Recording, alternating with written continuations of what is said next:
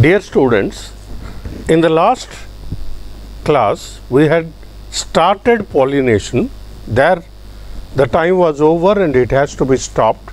Now today we will discuss the topic of pollination. Now, as I had told you in the last class also, pollination is the process of transfer of pollen from anther to the stigma. In a simpler word, anther to the stigma. To the stigma of what? Stigma of the same flower, another flower on the same plant, or a flower on a different plant. But the condition is that the plant must belong to the same species and variety. Now you see, that is the condition. I told you in Odia also, that is pollination is paraga sangama, and it is a transfer of pollen, that is paragorenu, from anthers to the stigma. Sei phuloro kimba sei gachara anyo phulo kimba anyo gachara phulo ku transfer habo. That is pollination. Now pollination is of two types: self pollination or cross pollination. Self pollination is the type of pollination in which the pollen grain is transferred from the anther of a flower to the same flower or a flower on the same plant. This is self pollination. And what is cross pollination? Cross pollination is the transfer of pollen from the anther of a flower to the stigma of a flower which is on another plant. Now these two are self and cross pollination. Now what is the importance of this self pollination or characteristic?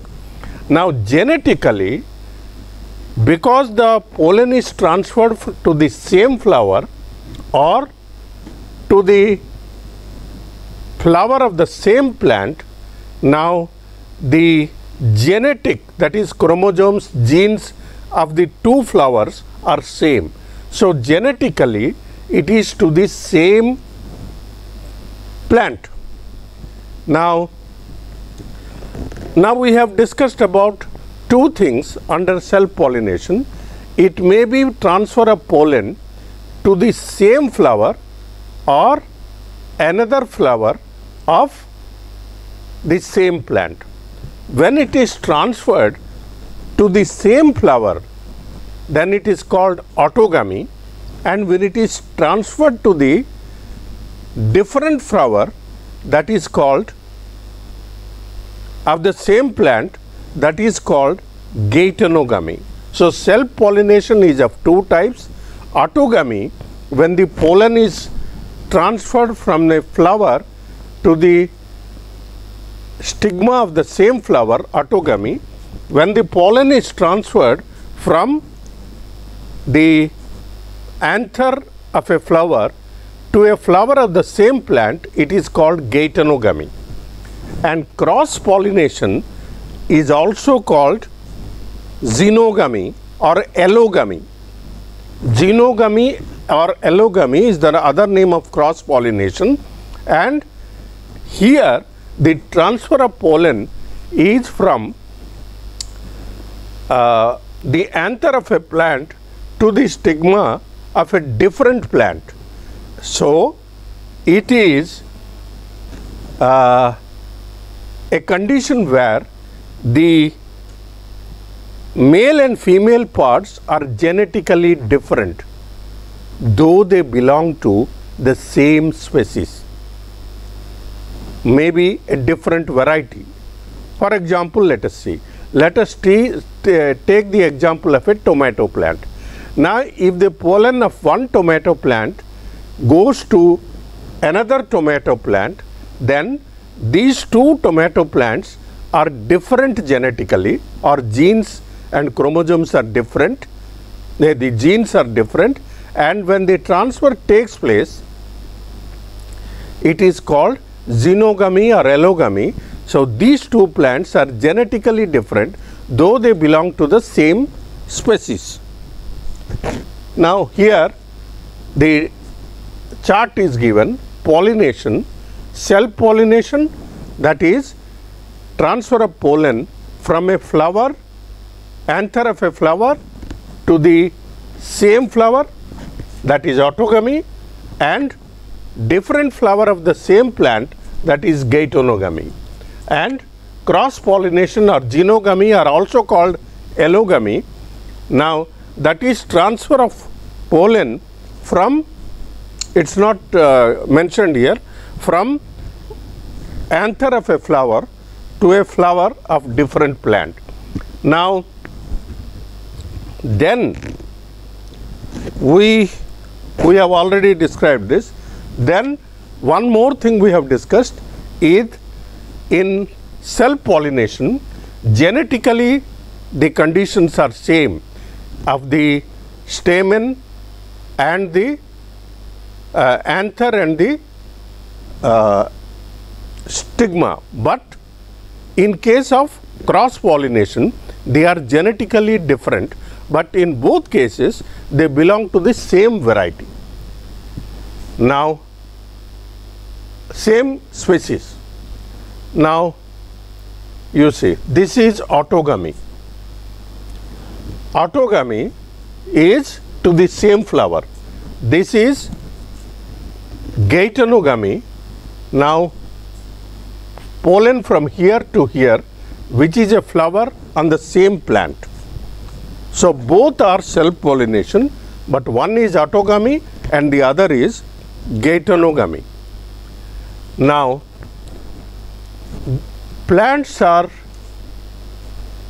animals, everyone adapts to the environment for betterment to achieve the results. Now if the aim is to achieve self-pollination, some plants undergoes or they adapt some changes which are called contrivances. Remember the word contrivances. Contrivances are nothing but adaptations. Here contrivances are adaptations. Now that is change in the flower or condition by which the self-pollination is ensured. Similarly, there may be also conditions in cross-pollination where the plants modify themselves to ensure cross-pollination. Now coming to types of these contrivances. Now homogamy. Homo means same, gamy means fusion. Now or marriage. Now if the anther of the flower and the stigma of the flower mature at the same time, it is called homogamy. Now if both mature, then the chances of self-pollination are more. Now in case of homogamy, it may be in the same flower or different flowers of the same plants. The anther is mature, pollen is mature. Imagine a condition in which anther matures first, the pollen are liberated, but stigma is not mature.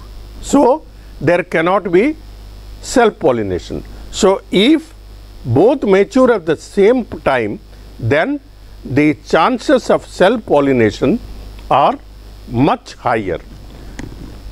It is seen in potato mirabilis. Now second condition is dichogamy. Dichogamy is, di means two. Now here the stamen and the stigma the anther and the stigma mature at different times. Now suppose the stigma matured first. So it will try to have cross pollination, but suppose cross pollination doesn't occur. So what happens is the anther bends itself and reaches the stigma and ensures pollination. This is to ensure pollination. This style or the pistil bends and comes in touch with the stigma. So homogamy, dichogamy. Now very interesting example is cleistogamy. Cleistogamy is a condition in which the flowers are not open. Now if flower opens, the stigma is exposed, the pollen grains are exposed, the pollen grains move out and the stigma can receive the pollen. But here cross pollination may occur because the stigma and anther may mature at different times, and also even if they mature at the same time, some pollen from other plant may come and fall on the stigma. So the possibilities are many, but the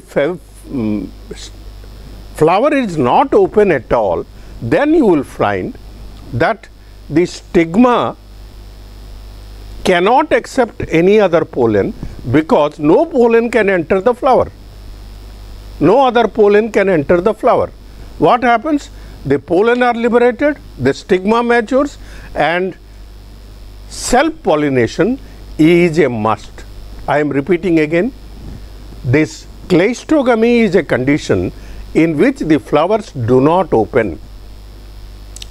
Now, the closed flowers ensure that the pollen grains remain inside the flower, and when the stigma mature, there is pollination. So there is no chance of pollen coming out or some other pollen coming in and fertilizing or falling on the stigma. This is cleistogamy. Now, another interesting things about cleistogamy is, in cleistogamy, the closed flowers are not attractive and they are very small. What is the reason? It is because if they are small, attractive, why they are attractive? To ensure cross pollination.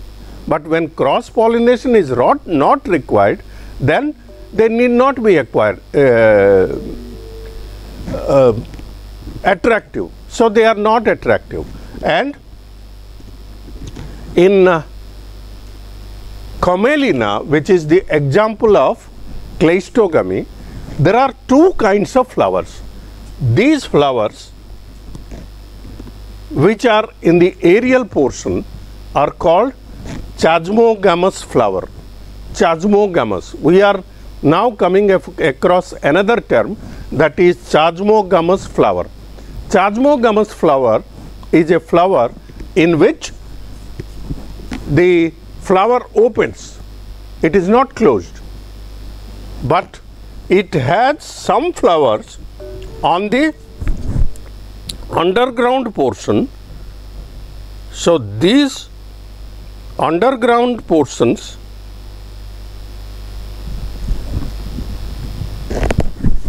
have flowers which are cleistogamous. These flowers do not open, though these are small, closed, cleistogamous flowers. In Commelina, there is another kind of flower which is called chasmogamous flower.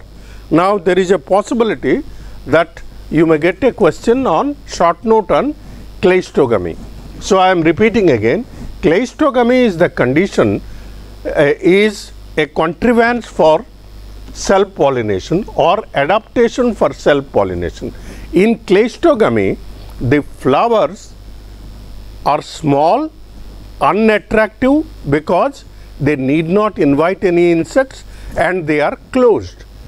Because of the closed flower, here the closed flowers, the anthers mature, liberate the pollen grains, the stigma matures, and it is mandatory that that pollen falls on the stigma. There is no chance of pollen going out or the foreign pollen coming in. So, self-pollination is ensured. In the example that we are taking here, you find that in Commelina there are two types of flowers. The cleistogamous flowers are underground. Now they are closed, non-attractive. But there are also chasmogamous flowers which are attractive and are in the aerial portion of the plant. Now what are the advantages and disadvantages of self-pollination? Now let us first revisit what we discussed about the contrivances or adaptations. One is cleistogamy, which is very, very important, then homogamy. The other one, dichogamy, is not that important, but these two are very important. Now, I have already told you that in self-pollination, the pollination ensures that they are genetically similar. Now, here you will find that maintains purity, so they remain pure, and energy is not involved, much energy is not involved. Why? Energy is consumed when large number of pollen are formed, they are liberated, they are carried by insects. All this process, which is a must for cross pollination, we find that more energy is spent, but here less energy is spent, and pollen need not be of large number because they will fall on the same stigma. But in cross pollination we find that pollen are large number because they have to move distances, and sometimes anthers produce lakhs of pollen, and fertilization and production of new plants is almost certain because self-pollination ensures fertilization. Because cross-pollination, some agents are required, whether biotic or abiotic, that means wind, water, then in case of insects, other animals, all these things are required. But here it is almost sure that there is fertilization. Now, maintenance of purity, which is a advantage of self-pollination, is also a disadvantage of self-pollination, because when purity is maintained, then loss of viability. Viability means the ability to survive. There is a less viability. That means they cannot survive much. Their viability decreases.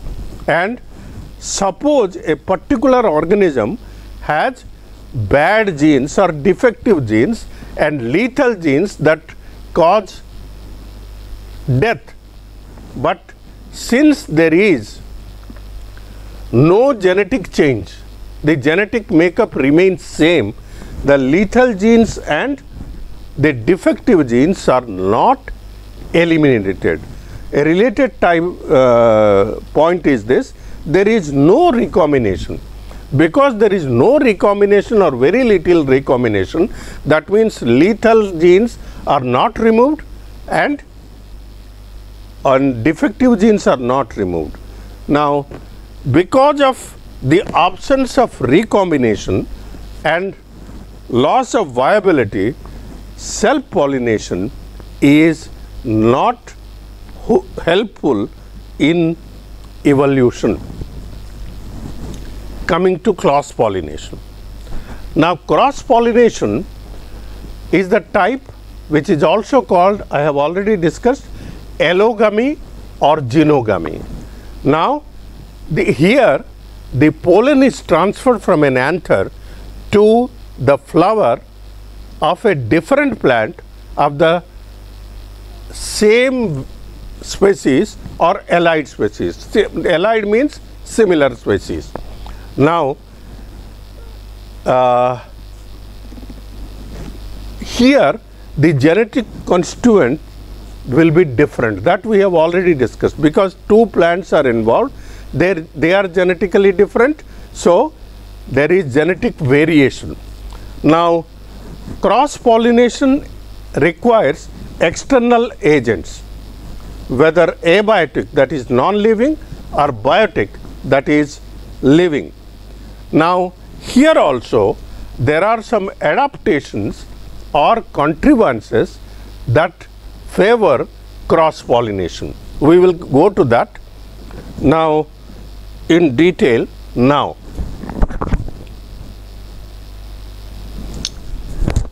Now the first one is dicliny or unisexuality. Now before going to dicliny, let me repeat this, that in your course there is a mention of outbreeding devices. What is outbreeding? That means breeding outside. That means two different plants are involved. That is outbreeding. Now, so the contrivances, adaptations and outbreeding devices are same. So you don't get confused. Contrivances, if you are asked to write the answer on contrivances, the answer is 1. On adaptations, the answer is same, and outbreeding devices also the answer is same. For the 3 questions, what are the outbreeding devices in cross pollination, or simply outbreeding devices? These outbreeding devices are nothing but contrivances or adaptations for self-pollination. Cross pollination. And while discussing the contrivances or outbreeding devices, let us first look at unisexuality. Now unisexuality, as the name itself indicates, it is the flowers are having a single sex, that is either they are male flowers or female flowers. There are no two types of flowers, either male flowers or female flowers. Now when male and female flowers are on the same plant, it is called monoecious, and when they are on different plants, it is called dioecious. It is not mentioned here, you can note it. So the male and female flowers on the same plant, mono means same, one plant, di means two, dioecious, they may be on the same plant or different plant. And you know, papaya has male and female flowers, Karela, that is cucurbita or cucumber, all these have male flowers and female flowers. Now this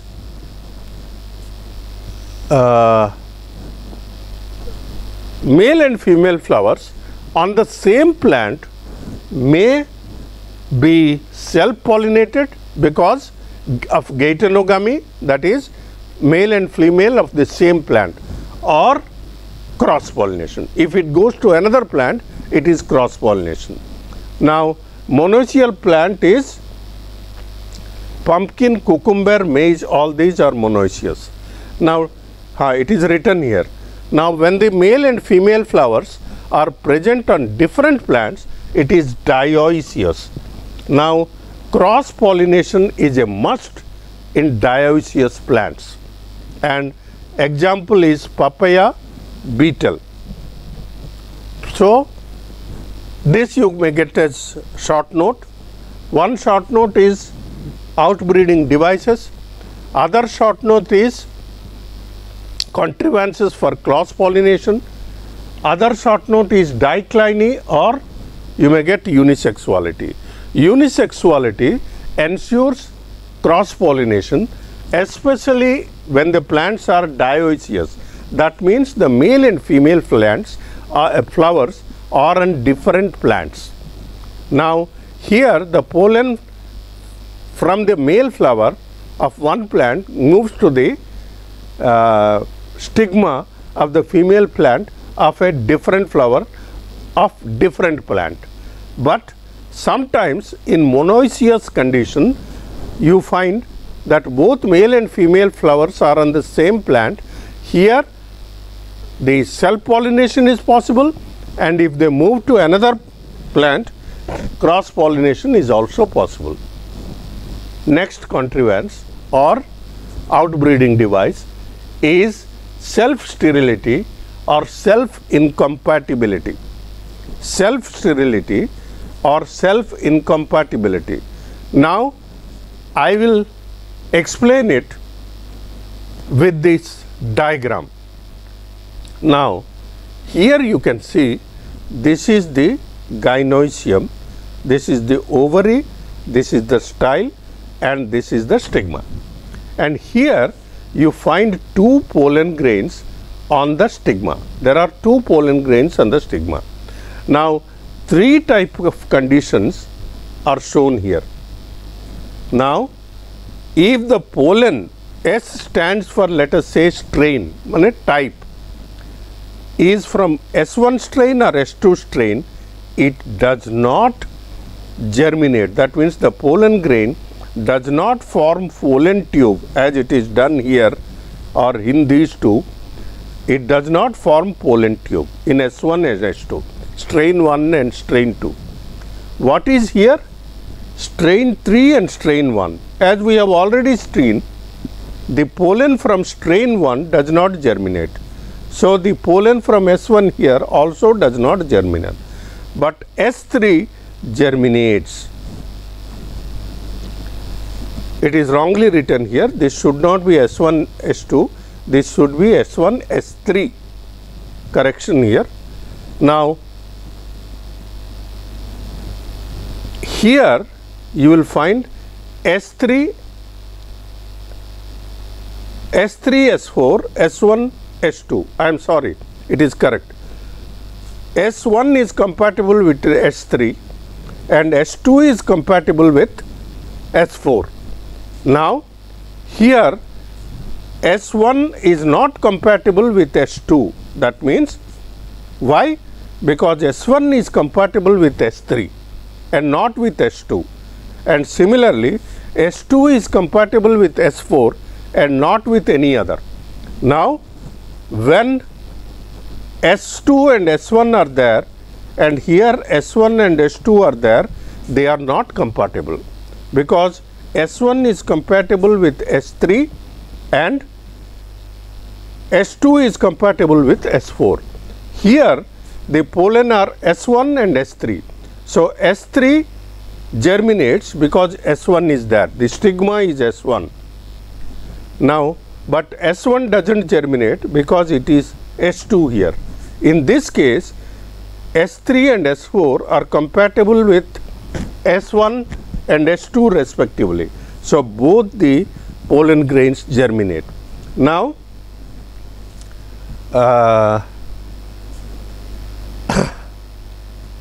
this happens in potato, tobacco. Now, here you can see these two strains are same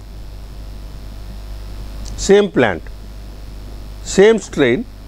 So, they do not germinate. S2 doesn't germinate because S2 is there, S1 doesn't germinate because S1 is there. But here S1 doesn't germinate because S1 is there, but S3 germinates because S2 is there. Now, like this, you have compatibility of different strain but not the same strain. So this ensures cross pollination. Let me brief again. Self incompatibility is a condition in which the pollen does not germinate in genetically similar individuals. S1, S1, S2, S2 are genetically similar. So the pistil does not recognize this, the pistil stigma doesn't recognize the S1 or S2, but it recognizes S3 or S4 because they are genetically different. So we have discussed one, that is dicliny or unisexuality. Second is self-sterility or self-incompatibility. Now dichogamy. In self-pollination we have discussed this, but here it is as a contrivance of cross-pollination. Let us see. Now the male part of the flower is stamen and the female part is the carpel or pistil. Now, or we can say the anther and the stigma. Now here in this diagram you see this is the anther and this is the anther. Here the anther has matured and the pollen grains are coming out.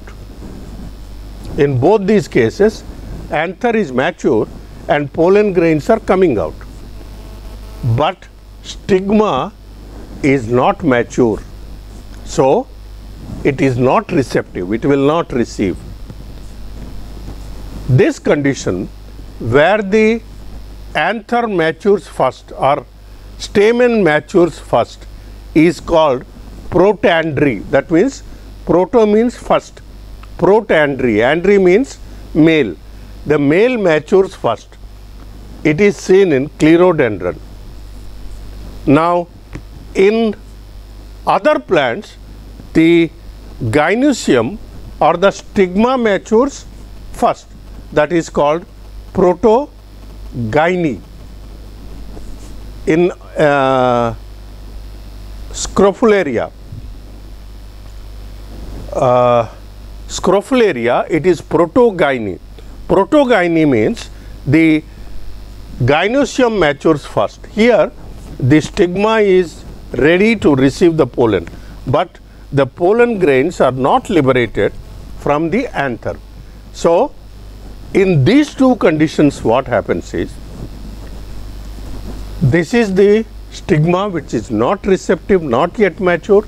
Here the pollen grains are released because the anthers are mature. It is a protandrous condition and the pollen grains are liberated and move away. By the time the gynoecium or the stigma matures, the pollen are already away. So which pollen will fall and germinate? The pollen of another plant. So cross pollination is ensured. Look at this. Here when the stigma is ready to receive or it is receptive, then this pollen are not there because stigma has matured but not the anther. Now here the mature stigma receives pollen from other plant and the pollen germinate, and by that time the anthers are not yet open. Now by the time anthers burst and release pollen grains, already fertilization or pollination is over. This is dichogamy. Now it is same thing, protandry. This is example clerodendron. Now here you see these are the stamens and this is the style. Now this is the condition. This is stigma style. So this is protandry and protogyny in clerodendron and Scrophularia differently. Now, coming to the next contrivance or outbreeding device, it is called heteromorphism. Hetero means different. Morphism means morphologically different. Now, there is a difference in the morphology of the stamens and the pistils or anthers and stigmas. Now, here the anther and stigma are placed at different heights, different height. Now, here you see the stamens are here, anthers are here, and stigma is here. And here the anthers are here and stigma is here. So, the lower anthers can fertilize this and the upper anthers can fertilize this or pollinate this. So, this is dimorphism. Dimorphism means two morphism, morphologically two. Now, you can see here what is of different height? The stamens of different height, and also the pistil or the gynoecium is also two heights. So, it is protogyny or distyly and diandry. Diandry in two heights of stamens and distyly is two lengths of style. This is the style, this is the stigma. Two lengths of style or two positions of stigma. This is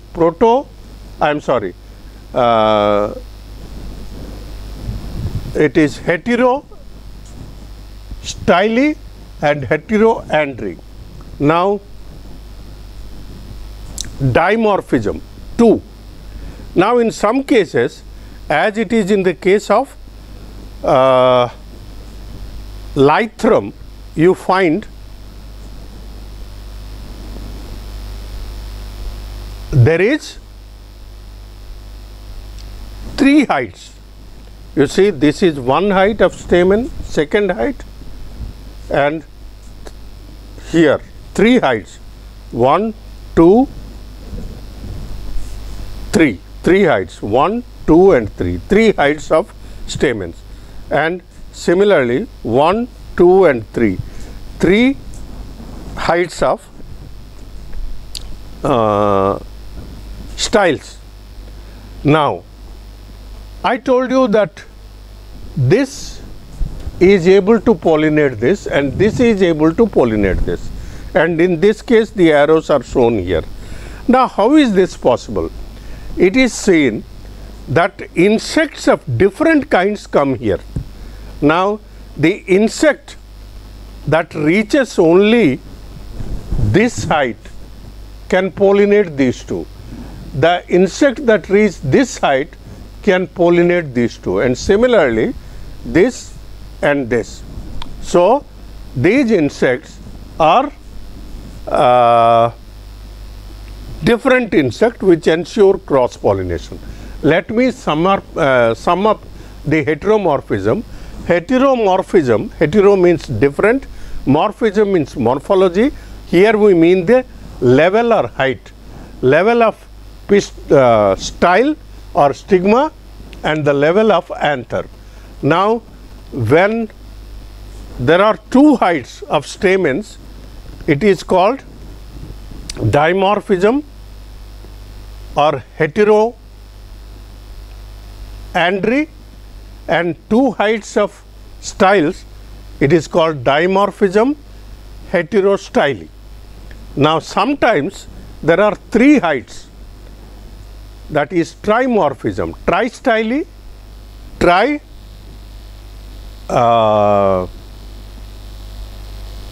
is the condition. Now, here there are special insects which can reach that height only. Now, these insects ensure that that is the only area which is pollinated. Now, hercogamy. Hercogamy is another condition in which we find that floral parts, that is calyx, corolla, androecium, these are, and gynoecium, these are modified in such a way, they are modified so that they ensure cross pollination in those plants. Now, for example, mustard, the stigma is much away, exerted much away. So, anthers, when they mature, the pollen cannot reach there, stigma is much away. Now, in some plants like Gloriosa, suppose these are the anthers, two anthers, and this style and stigma are here. Usually, the anthers face the stigma, but in Gloriosa, the anthers face away, their lobes are outside. So, what happens is, when the anthers mature, the pollen grains are liberated out. They do not fall on the stigma of the same flower, they are out. So, the first condition is the style is away. Second condition is the anthers are exposed outside. It is also technically called extrose, and if they are inside, introse. So, the pollen grains are liberated out. Now, the anthers may be covered, as in iris, by hoods, petals. Now, stigma may be hooded. Hooded means covered. When either stamen or stigma is hooded, then there is a possibility that there will not be any self-pollination, there can be only cross-pollination. Now, sometimes the filaments act as a lever, as in salvia. Now, I will discuss this in detail after some time, because it is also discussed as a special modification. I will refer it back to hercogamy again. Now, so how many are we have seen? 4. One is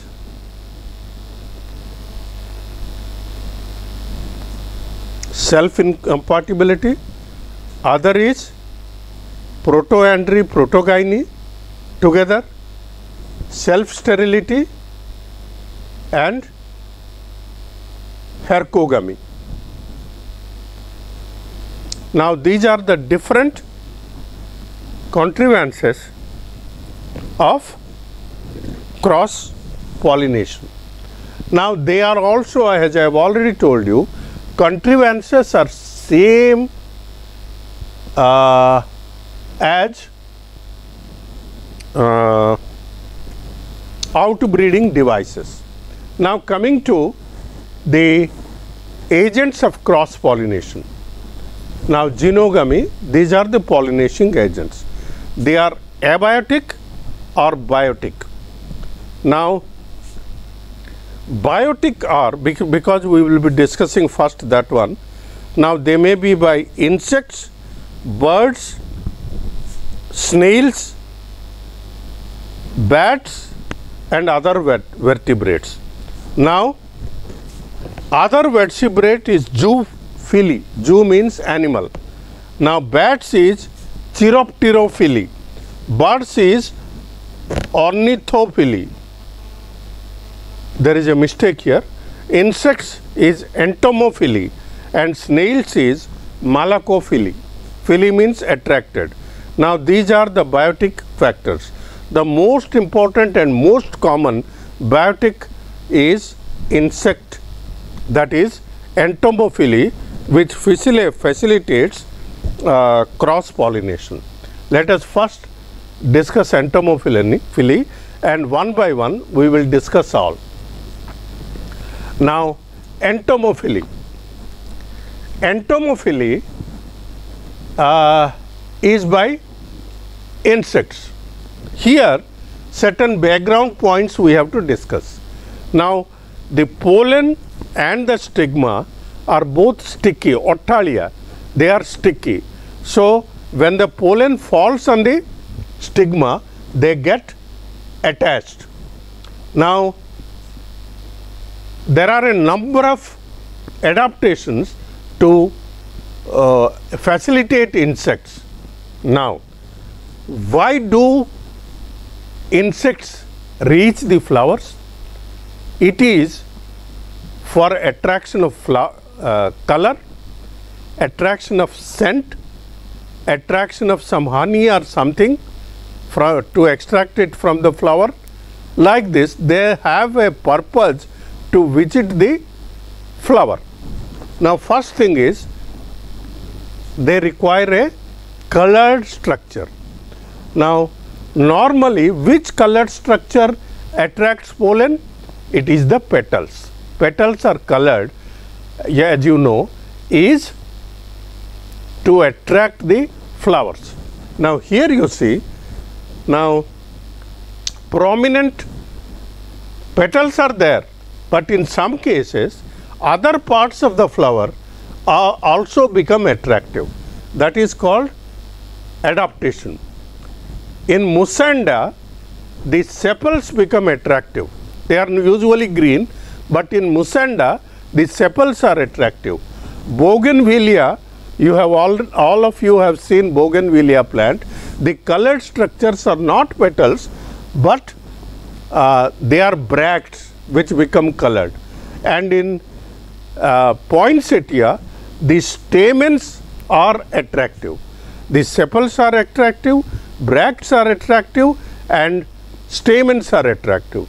So not only petals, which is a common attraction for insect, the colored sepals, colored bracts and colored stamens also attract insects. The examples are Musanda, Bougainvillea and poinsettia for sepals, bracts and stamens respectively. Now, scent and smell. Now, scent is, we mean here, scent means sweet smell. Now, sweet smell attracts insects. Now, usually this is seen in the flowers which open in the night. You have had some flowers open at night. They are very beautiful. They have very beautiful smell. Now, night jasmine. Now that is they attract insects because of their beautiful smell. And some smells are very offensive to us. Now, saru, the flowers are very offensive smell, but some insects are attracted by this offensive smell. So, two are written, scent and smell, because scent is, as per our perception, scent is very good, but as far as smell is there, some smells are very offensive. Nectar, mohu. Now, nectar is secreted by some parts of the flower or plant that attracts the insect, as in orange. Edible sap. Some plants secrete some edible sap. Sap means liquid, orchids, and insects come for that. And when edible pollen, now you know bees require wax to form the beehive. So, wax is collected from different sources. Pollen on its wall have wax. So, they take the pollen for wax. For wax they take the pollen, and that is carried and used for building the its beehive. So, these conditions help in formation of cross pollination. Now coming to special mechanisms.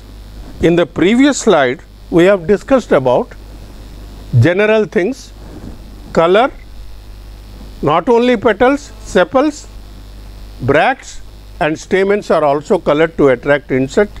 Scent, sweet smelling scent attracts insects, especially in night blossoming flowers, and offensive smell like Amorphophallus also attract insects, though it is not attractive to us. Nectar is also attracting. For nectar they come.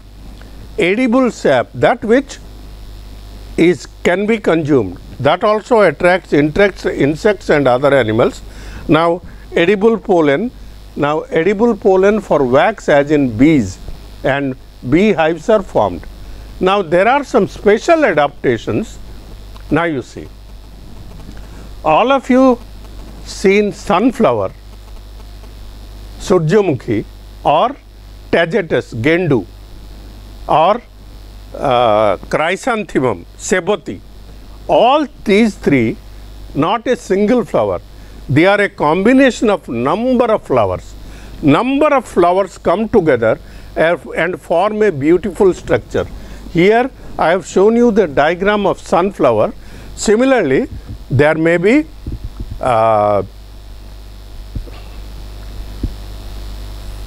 Chrysanthemum, that is Seboti, and there is also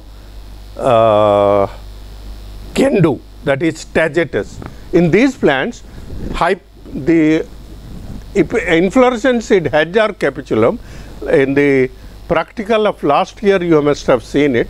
Now this is the flower which attracts insects. Now here combination of flowers, that is forming head or capitulum inflorescence, attracts insects. Then this is a special thing in Boro Gaccha. This is the fruit. Now in this, and also inflorescence, this inflorescence is called Hypanthodium. It has a pore which is called ostiole.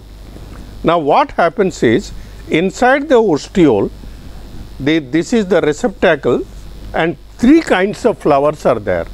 Near the ostiole are the male flowers. Below that are the female flowers. Male flowers above, female flowers on the next stage, and below are special kind of flowers which are not fertile. They cannot do anything. They are called gall flowers, G-A-L-L, gall flowers. Why they are called gall flowers, we will know that. This is male flowers, female flowers, and gall flowers. Insects come, usually female insects come inside, and they enter the Hypanthodium through the ostiole, and they come to the gall flowers. They are called gall flowers because the insects are gall insects. Now these gall flowers gall insects lay eggs on the ovary of these gall flowers, which are sterile. They sit on the ovary of the gall flower. Now they lay eggs there. These eggs form larvae, and these larvae eat the ovary of the gall flower. So the gall flower is finished. The larva develops, and larvas develop into small insects. These insects, which are newly formed, come out of this through the ostiole. While coming out, the stamens are mature, and the mature stamens come in touch with the insects, and the pollen grains from the stamens is carried by the insects outside. Let me repeat again. This is Hypanthodium inflorescence. It has an ostiole, male flowers above, female flowers here, and lower are gall flowers which are sterile and which cannot function. Now gall insects come in, female insects, they enter through the ostiole, and remember, by that time the stigma may be mature. If they are mature, they will fertilize with the pollen that I have carried from other flowers.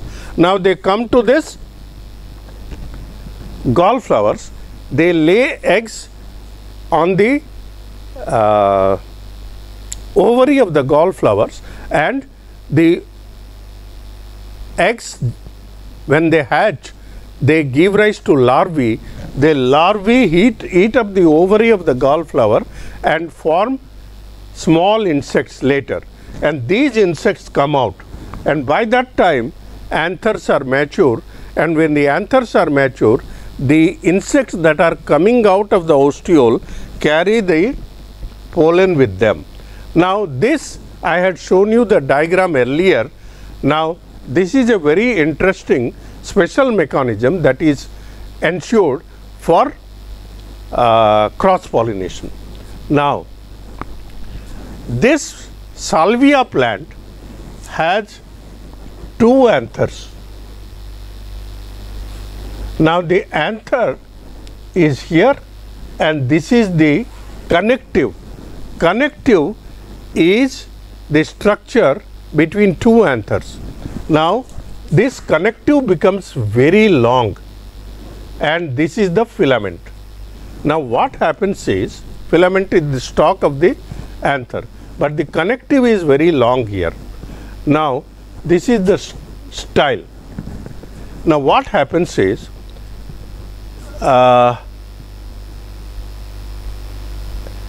an insect, that is bee, enters into the flower. One more thing I have forgotten to tell you, here the corolla is two-lipped or bilobed, two-lipped, lip 1, lip 2, two-lipped, and it is bilobed, and this is the filament, connective and anther, this is the style. When the insects enter in, what happens is, it strikes this portion, that is filament, lower portion. Now actually this acts as a lever. Lever, you know what it is. When it strikes the lever, the stamen bends like this. You can see it is bending because it is acting here. It bends like this and touches the back side of the insect, and the pollen are liberated, and they get attached to the back side of the insect, and this same insect visits another flower, and there the back side of the insect touches the stigma and pollinates there, thus ensuring cross pollination. Let me repeat again. Here it is bilipped corolla in salvia, and here the stamen is having very long connective and a filament, and the anthers, and the filament is the structure is very, acts like a lever.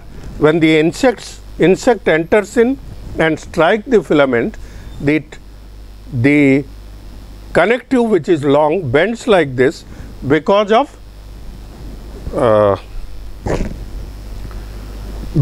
lever action, and the anthers burst and release the pollen, and the pollen get attached to the back side of the insect, and while the insect visiting another flower, the back side of the insect come in contact with the stigma and pollinate, and we will discuss the other points in the next class. So students, we had discussed up to the entomophily in our last class. Entomophily is the pollination by insects. Now I am not going to repeat it again because the time is very short. We are meeting for the last time today, and we will discuss too with other modes of cross pollination. Now, the second after entomophily, there is the anemophily. I am sorry, zoophily. Zoophily is, zoo means animal. Now, pollination by animals. Now, three major examples are given here. The diagrams itself indicate. One is by bats, which is called chiropterophily, chiropterophily, and second is by birds, that is ornithophily, and third is by snails, genda, that is malacophily. Bat, badudi, ornithophily, birds. This is the hummingbird. This flatters its wings and collects honey from the flowers, and during that time it takes the pollens and takes somewhere else. So, this is about the zoophily. Next,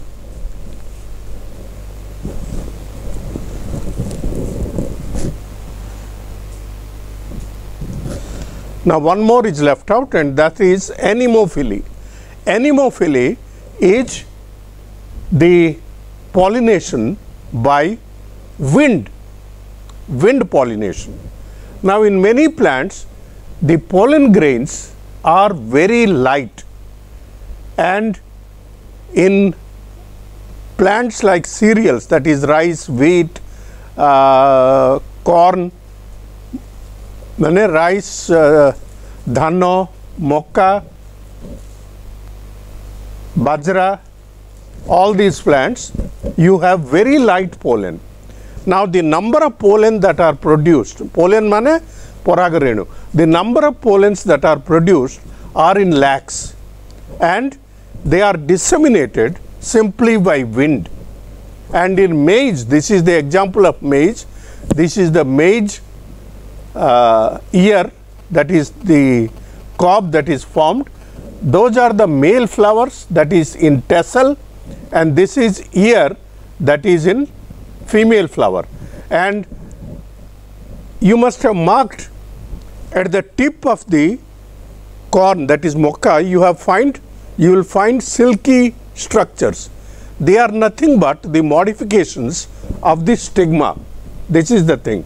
The modified stigma receives the pollen and it is pollinated. Now, coming to, this is anemophily. This is hydrophily. Now, hydrophily is, as the name itself, this is air, this is air or wind, and this is water. In anemophily, it may be totally underground when it is called hypohydrogamous. Hypohydro means below water. Hypohydrogamous, or it may be both below and above. Now, this is the example of Vallisneria. You